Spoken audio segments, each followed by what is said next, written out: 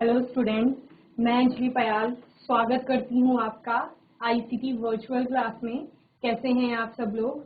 उम्मीद करती हूँ आप सब लोग अच्छे होंगे और अपनी लाइफ में बहुत बेहतर कुछ कर रहे होंगे। आज हम बात कर रहे हैं क्लास 9th के साइंस की, जिसमें हमारा 3rd चैप्टर चल रहा था एटम्स एंड मॉलिक्यूल, यानी परमाणु एवं अणु। अणु परमाणुओं की बात यहाँ पर हो रही थी और लास्ट सेशन में जो टॉपिक्स हमने पढ़े थे तो हमारे सारे टॉपिक्स हमने इसके कवर कर लिए थे, चैप्टर कंप्लीट हो गया था। अब बारी आती है क्वेश्चन आंसर्स की, एक्सरसाइज की। तो आज हम इसके कुछ क्वेश्चंस को लेकर चलेंगे जिनके आंसर्स आपको देने। ओके, चलिए। फर्स्ट क्वेश्चन है आपका एमसीक्यू, जो क्वेश्चंस हैं विद आंसर्स। आपके एमसीक्यूज मिलेंगे। एमसीक्यू समझते हैं आप लोग? मल्टीपल चॉइस क्वेश्चंस जो आपके होते हैं, यानी कि आपको क्वेश्चन पूछा जाएगा, उस क्वेश्चन के लिए या फिर कोई स्टेटमेंट होगी वो दी जाएगी, उसके लिए आपके पास चॉइसेस रहेंगी। बहुत सारी बहुविकल्पीय प्रश्न जिन्हें कहते हैं विकल्प रहेंगे, और उन विकल्पों के बीच एक ऐसा होगा कि जो सही उत्तर होगा। ठीक है, तो वो सही उत्तर आपको छांटना है। पहला क्वेश्चन है the chemical symbol for nitrogen gas is. Nitrogen gas के लिए आपको केमिकल सिंबल यानी कि आपका प्रतीक बताना है। ठीक है, रासायनिक प्रतीक।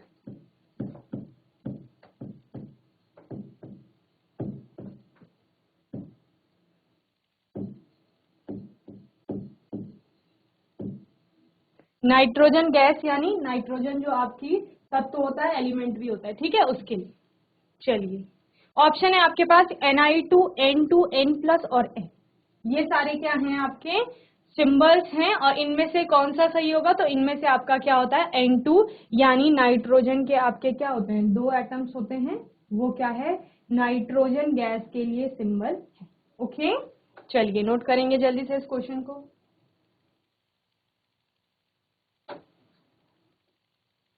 चलिए नेक्स्ट क्वेश्चन देखते हैं। Question number 2, the chemical symbol for sodium. Sodium के लिए, सोडियम क्या है? आपकी एक धातु है, और हमने किसमें पढ़ा था इसे? जो आपकी क्रियाशील धातुएं होती हैं उनमें से एक है ये, जो कि क्या करती हैं? हवा के संपर्क में आने पर भी अभिक्रिया कर देती हैं या आग पकड़ लेती हैं।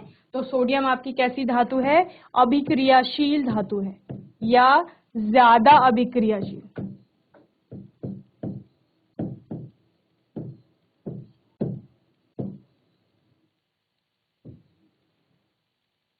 तो केमिकल सिंबल जो आता है आपका, केमिकल सिंबल वही जो प्रतीक आप बता रहे हैं, रासायनिक प्रतीक। तो इसमें ऑप्शन है SO, SD, capital N, capital A, और D, capital N, small a। तो सोडियम के लिए क्या आता है? कैपिटल N और आपका स्मॉल a।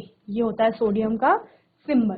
ठीक है, तो जब भी आपको सोडियम लिखना होगा कहीं पर, तो हमने क्या कहा कि रासायनिक सिंबल हमें क्या करते हैं? आसानी, हमें मदद करने के लिए, सहायता करने के लिए, या केमिस्ट्री को आसान रूप में पढ़ने के लिए हम सिंबल्स की मदद लेते हैं। जैसे कि हमें क्या करना है? किसी भी रासायनिक अभिक्रिया के लिए इक्वेशन लिखनी है, समीकरण लिखनी है, तो उसमें हम ज्यादातर किसका प्रयोग करते हैं? सिंबल्स का प्रयोग करते हैं। ओके, चलिए नोट करेंगे क्वेश्चन को, फिर नेक्स्ट क्वेश्चन देखेंगे। थर्ड क्वेश्चन है आपका, which of the following would way the highest. इनमें से किसका भार या द्रव्यमान, ठीक है,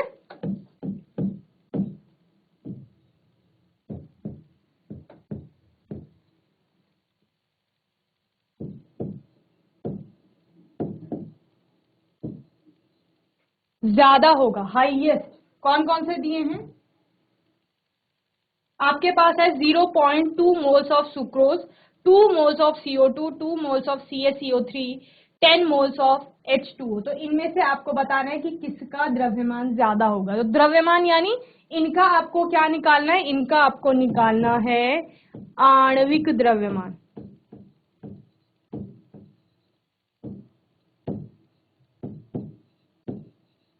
जिसको आप क्या कहते हैं? Molecular mass.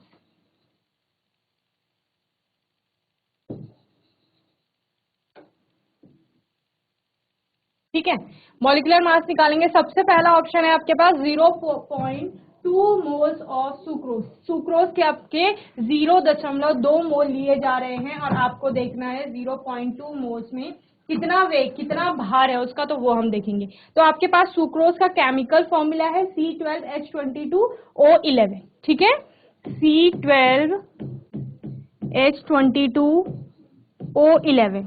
इसके लिए आपको क्या निकालना है, इसके लिए निकालना है आपको मॉलिक्यूलर मास। तो मॉलिक्यूलर मास क्या कह रहा है इसका, इसका मॉलिक्यूलर मास कह रहा है कि कार्बन के एटम कितने हैं, 12 हैं, आपके हाइड्रोजन के कितने हैं, 22 हैं, और ऑक्सीजन के कितने हैं, 11 हैं। तो इन सबको क्या कर देंगे, कार्बन का आप क्या लिखेंगे, सबसे पहले जो उसका एटॉमिक मास होता है, तो उसका एटॉमिक मास कितना होता है, 12 इंटू कितने एटम्स हैं, 12 ही उसमें एटम है, प्लस फिर क्या आएगा, हाइड्रोजन का, हाइड्रोजन का एटॉमिक मास 1 लेते हैं, और कितने, 22 एटम है तो उनसे मल्टीप्लाई कर देंगे, प्लस ऑक्सीजन का कितना होता है आपका, 16 होता है, 16 इंटू 11। इस सबको क्या कर लेंगे आप, प्लस कर लेंगे। ओके, चलिए जल्दी से करिए, 12 इंटू 12 कितना हो गया, 144 into plus 22 plus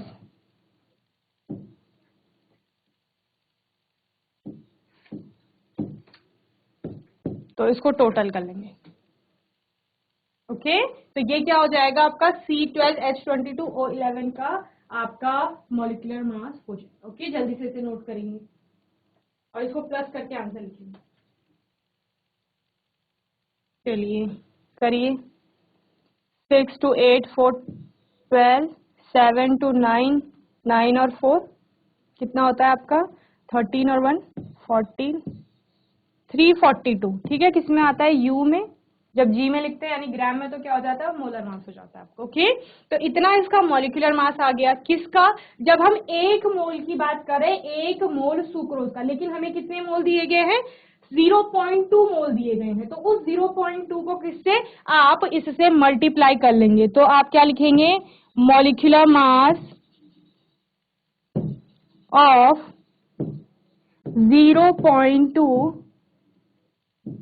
C12H22O11 is equal to 342 into 0.2, तो कितना हो जाएगा, 684, और डेसिमल से के बाद एक प्लेस है तो ये आप कर देंगे, तो कितना आ रहा है, इसका वेट आ रहा है आपका यहां पर 68.4 U, किसका, सुक्रोज का, और कितना सुक्रोज, 0.2 मोल सुक्रोज, तो 68.4 U है, 0.2 मोल सुक्रोज का मॉलिक्यूलर मास या द्रव्यमान भार जिसे आपने कहा है, उसका इतना है 68.4 U, यहां से आपने कैलकुलेट करके निकाल लिया। ओके, ठीक है, अब किसका निकालना है, हमें 2 मोल्स ऑफ कार्बन डाइऑक्साइड का निकालना है।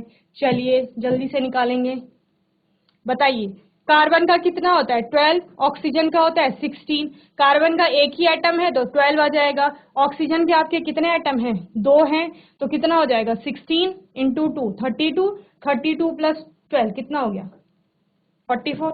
ओके, तो इस तरीके से आपने जो सिंपल सिंपल कैलकुलेशन होती है उनको तो आप ऐसे ही कर लेते हो ओरली। CO2 काम है तो CO2 में आपका कार्बन का एटॉमिक मास 12 प्लस ऑक्सीजन का एटॉमिक मास 16, कितने एटम है, 2 एटम है तो इंटू 2, तो क्या हो गया, 12 प्लस 32 कितना हो गया, 44 U। तो आपने क्या कहा, आपने कहा ये है 1 मोल का, कितना, 1 मोल का, 1 मोल ऑफ CO2। ओके, हमें कितने का निकालना है, 2 मोल का, तो इसको मल्टीप्लाई कर दो 2 से, फॉर 2 मोल, 2 मोलों के लिए 44 इंटू 2 कितना हो गया, 88, तो इसका कितना हो गया, इसका हो गया आपका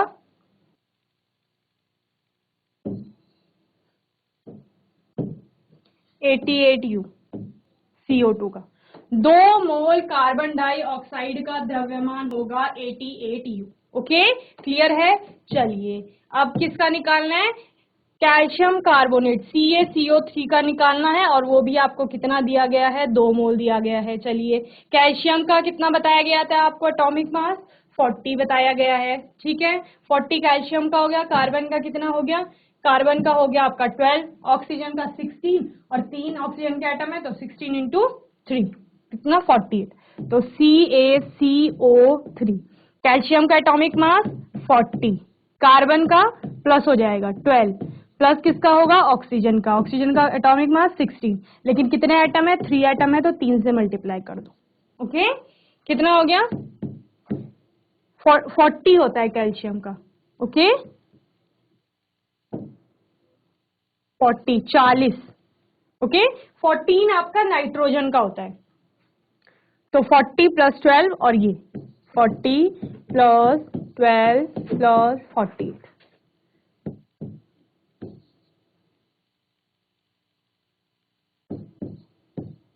100 और दो मोल्स कहा है, एक के लिए आ गया आपका यह 1 मोल ऑफ कैल्शियम कार्बोनेट, इसका molecular mass 100 U and for 2 mole 100 into 2 कितना हो गया 200। ओके तो ये हो गया आपका 200 U। क्लियर है। अब लास्ट डायरेक्ट है आपका, लास्ट क्या है 10 मोल्स ऑफ H2O।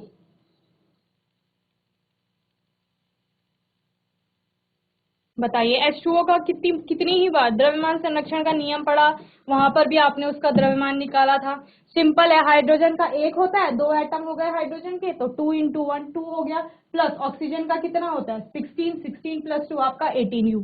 डायरेक्ट है। क्या कहा H2O क्या कह रहा है हाइड्रोजन का atomic mass 1।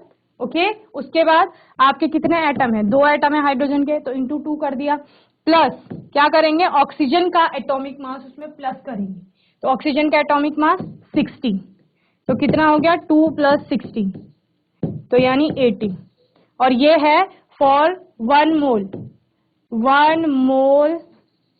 Of H2। Okay आपको कितने के लिए निकालना है, आपको निकालना है 10 मोल्स के लिए, तो फॉर 10 मोल्स ऑफ H2O तो कितना हो जाएगा 18 इंटू 10 180 U।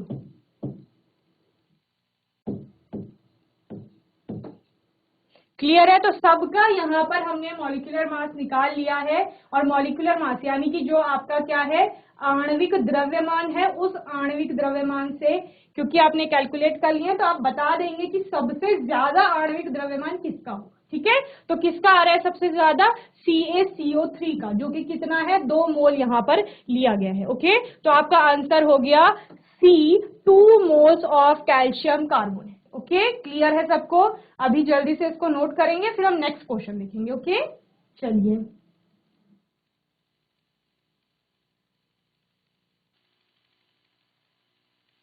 नेक्स्ट क्वेश्चन देखते हैं। Question number 4, which of the following has maximum number of atoms. Atom क्या बताते हैं आपको, एटम बता रहे हैं आपको कि कितने एटम से मिल करके कोई कंपाउंड बना हुआ है। ठीक है तो ये आप कैसे देखते हैं, ये एक तो सीधा सीधा आपका क्या होगा कि अलग अलग तत्वों के अगर आपको वहां पे सिंबल दिख रहे हैं दैट मीन्स जितने टाइप के अलग अलग सिंबल आपको दिख रहे हैं उतने टाइप के एटम वहां पर है। फिर आपको पता है कि एक ही एलिमेंट के अनेक या कई नंबर में आपके वहां पर एटम उपस्थित हो सकते हैं। ठीक है समझिए एग्जाम्पल से, यहाँ पर आपको 4 ऑप्शन दिए गए हैं। Which of the following has maximum number of atoms, इनमें से किस में सबसे ज्यादा एटम्स होंगे वो आपको बताने हैं। तो पहली चीज है सारे 18 ग्राम लिखे हुए हैं। ठीक है तो ये 18 ग्राम से हमें कोई ज्यादा फर्क नहीं पड़ेगा, हमें पूछा जा रहा है नंबर ऑफ एटम्स किस में ज्यादा है, तो आपके एटम किस में ज्यादा होंगे। आपने देख लिया ये लिखा हुआ है H2O बता रहा है कि 2 हाइड्रोजन के एटम है 1 ऑक्सीजन का एटम। ठीक है O2 बता रहा है इसमें 2 एटम है दोनों ऑक्सीजन के हैं। CO2 बता रहा है इसमें आपके 3 एटम है, 3 एटम कैसे 2 ऑक्सीजन के हो गए 1 कार्बन का होगा। एटम यानी परमाणु, एटम आपका क्या होता है परमाणु।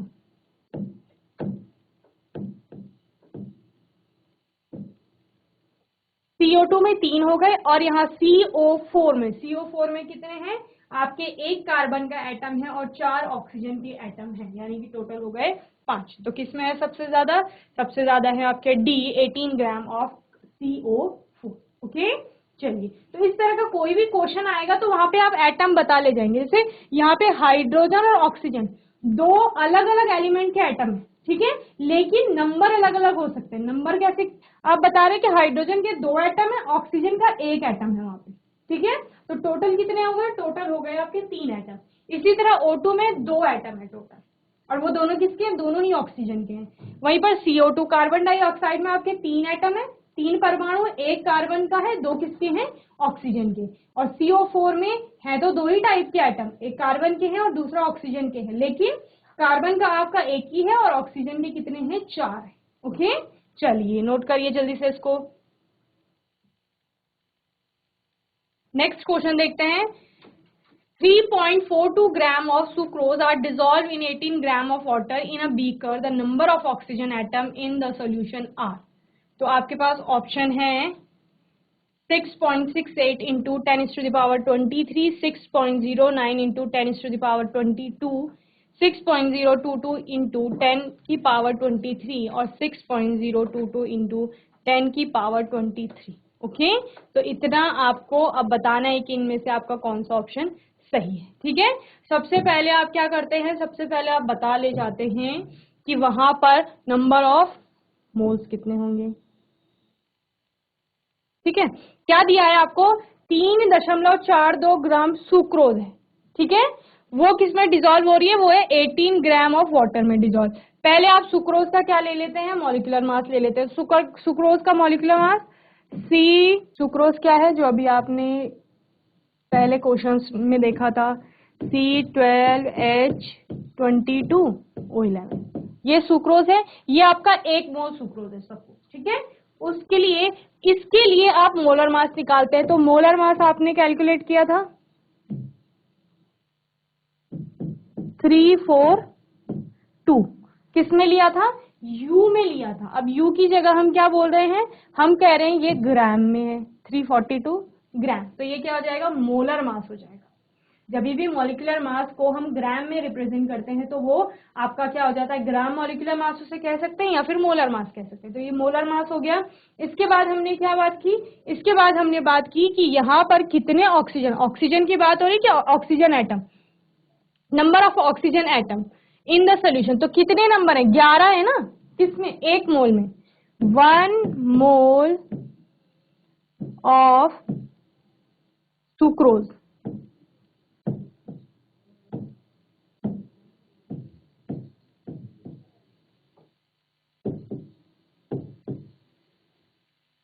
contains 11 oxygen atom. ठीक है, तो यहां पर 1 मोल की बात करें या 1 मॉलिक्यूल की बात कर रहे हैं तो उसमें आपका कितना आ रहा है? 11 ऑक्सीजन के एटम है। ठीक है, तो अगर आप पार्टिकल की बात करेंगे कि कितने 11 एटम अगर हैं, उनमें कितने आपके पार्टिकल्स है, तो उन 11 एटम में क्या करेंगे आप? निकाल लेंगे, तो 11 into Na हो जाएगा। Na क्यों हो जाएगा? क्योंकि एक एटम में Na के बराबर आपके पार्टिकल्स होते हैं। एक एटम यानी आपका 16 ग्राम जो ऑक्सीजन आती है। ठीक है, तो 11 में कितने होंगे? 11 into Na, where Na is Avogadro number.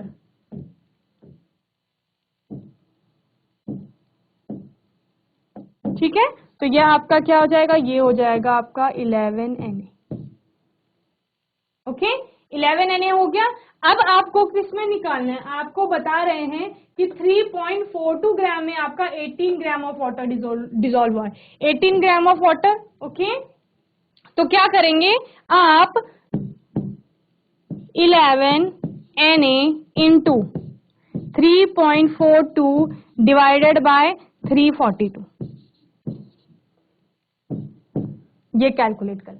ठीक है, इसको समझ लीजिए, ये 0.11 इंटू Na आ रहा है और इसमें क्या है? इसमें आपका 18 ग्राम वाटर की बात हुई है। तो इसके बाद आप क्या करेंगे? 18 ग्राम अगर H2O कह रहे हैं तो H2O, इसमें कितना? 1 ही एटम है ऑक्सीजन का, तो उसके लिए आपके नंबर ऑफ पार्टिकल्स कितने हो जाएंगे, 1Na हो जाएंगे। ठीक है, अब आप कह रहे हैं कि इन दोनों को मिला लिया है, सुक्रोज में आपका इतना है 3.42 ग्राम सुक्रोज में आपके इतने पार्टिकल, क्या कहा है, the number of oxygen atom in the solution, solution में कितने होंगे, सुक्रोज में इतने हैं और आपका वाटर में इतने हैं, तो दोनों को मिला दिया है, तो मिलाने के बाद कितने होंगे, तो मिलाने के बाद कितने होंगे 1Na कंबाइनिंग बोथ। ठीक है, आपका सुक्रोज जो कि कितना है 3.42 है और प्लस 18 ग्राम क्या है आपका वाटर है, उन दोनों को अगर मिला दिया है तो उनमें कंबाइन रूप में कितना हो जाएगा 1Na प्लस आपका कितना आया है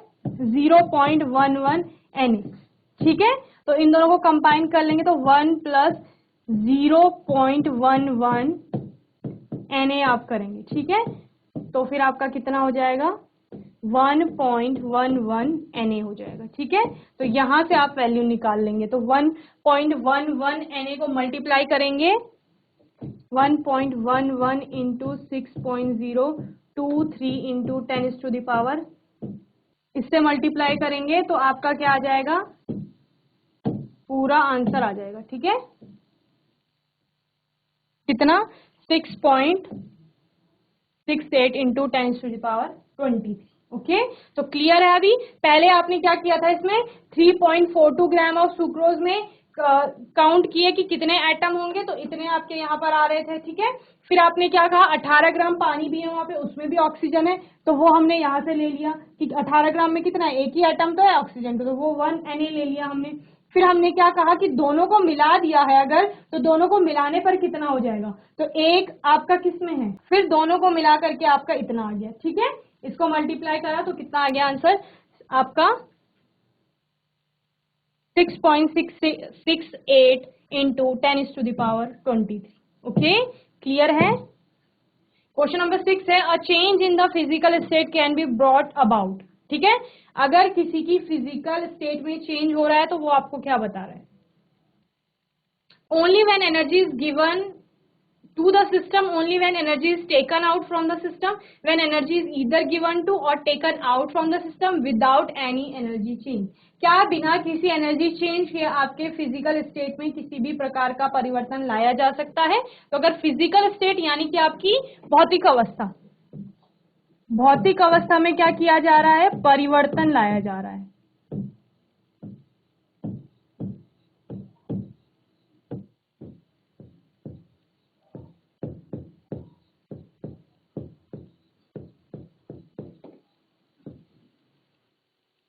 भौतिक अवस्था में परिवर्तन किस प्रकार लाया जा सकता है आपका, तो when energy is either given to और taken out from the system. ठीक है, किसी भी सिस्टम में, सपोज आपका सिस्टम सॉलिड में है, अगर आप क्या करेंगे, उसको एनर्जी देंगे, तो एनर्जी देने से क्या होगा, सॉलिड धीरे धीरे मेल्ट होगा और मेल्ट करके आपका किसमें, लिक्विड में कन्वर्ट हो जाएगा। ठीक है, तो वहां पर क्या किया है आपने, एनर्जी दी है सिस्टम। ओके, तो क्या कह रहे हैं कि सपोज आपके पास कोई सॉलिड है, ठीक है, इससे आपने किसी लिक्विड में कन्वर्ट करना है, तो आपने क्या किया है, इस सॉलिड को एनर्जी दी है। ओके, एनर्जी दी आपने इसको, और जब आपने इसको एनर्जी दी तो ये इधर लिक्विड में कन्वर्ट हो गया। फिर आपने इस लिक्विड को क्या किया, इसको भी आपने एनर्जी दी, अब ये क्या होगा, ये फिर गैस में कन्वर्ट हो जाएगा। ओके, इस प्रकार से आप एनर्जी दे रहे हैं और एनर्जी देने से क्या हो रहा है, भौतिक अवस्था में परिवर्तन आ रहा है। वहीं आप क्या करते हैं, अगर आप इससे वापस एनर्जी ले लेंगे, ठीक है, तो ये इसमें कन्वर्ट हो जाएगा, और इससे वापस एनर्जी ले लेंगे तो ये यहाँ वापस कन्वर्ट हो जाएगा। तो दोनों ही केस में क्या हो रहा है, एक केस में आप एनर्जी दे रहे हैं सिस्टम को, तब भी भौतिक अवस्था में परिवर्तन किया जा सकता है, और दूसरा क्या कह रहा है, अगर आप किसी भी प्रकार से क्या कर रहे हैं, सिस्टम को एनर्जी देंगे या लेंगे, दोनों ही केस में क्या होगा, एनर्जी को देने और वहां से एनर्जी निकालने की वजह से आपका जो भौतिक अवस्था है वो बदल जाती है, उसमें किसी न किसी प्रकार का परिवर्तन आ जाता है। क्यों, क्योंकि जो सिस्टम है, सिस्टम में क्या होंगे, ये जो सॉलिड है इसके पार्टिकल्स होंगे, लिक्विड है उसके भी पार्टिकल्स होंगे, गैस है तो उसके भी पार्टिकल्स होंगे, तो उन पार्टिकल्स के बीच में कुछ ना कुछ प्रॉपर्टीज में चेंज आता है। उन प्रॉपर्टीज या गुणों में चेंज आने की वजह से ही क्या होता है, आपकी अवस्था में परिवर्तन आता है। ओके, चलिए जल्दी से नोट करिए इसको।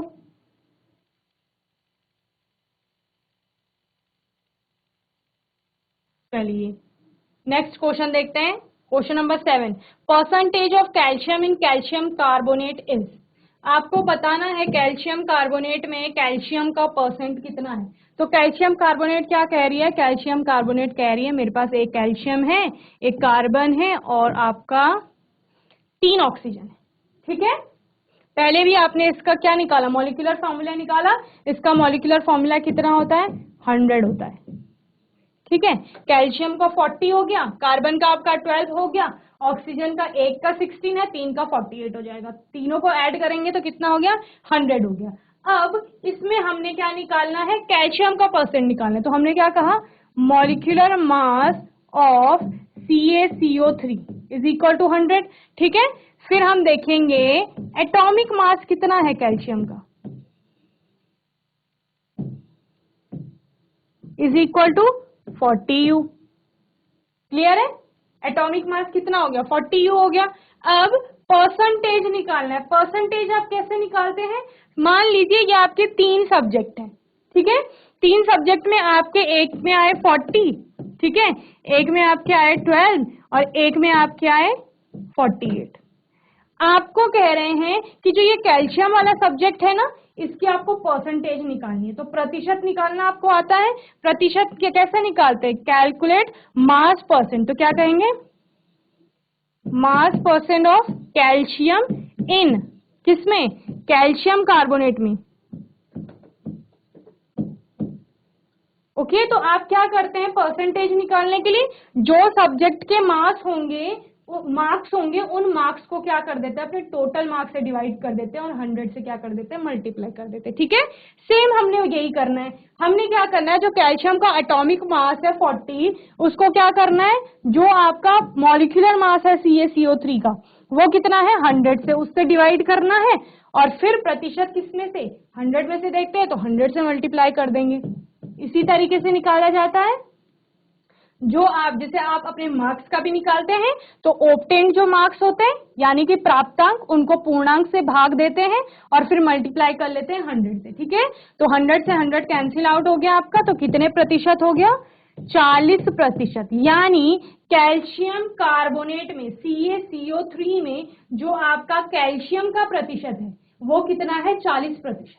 ओके, किस चीज का प्रतिशत, द्रव्यमान का प्रतिशत। ओके, हायर क्लासेस में आप द्रव्यमान प्रतिशत को एक अकेला पूरा टॉपिक लेकर चलते हैं। ठीक है, यहाँ पर सिर्फ आपका एक क्वेश्चन पूछा गया है। तो इस तरीके से अगर आपका परसेंटेज का क्वेश्चन पूछा जाता है, किसी में भी हो सकता है, ये वाटर में पूछ सकते हैं कि हाइड्रोजन का बताइए कितना है। ओके, कार्बन डाइऑक्साइड में कार्बन का पूछ सकते हैं। तो इस तरीके से अगर किसी का भी प्रतिशत पूछा जाता है तो आप वो क्या कर लेंगे, कैलकुलेट कर लेंगे। ओके, चलिए, तो आंसर हो गया आपका 40। नोट करिए जल्दी से।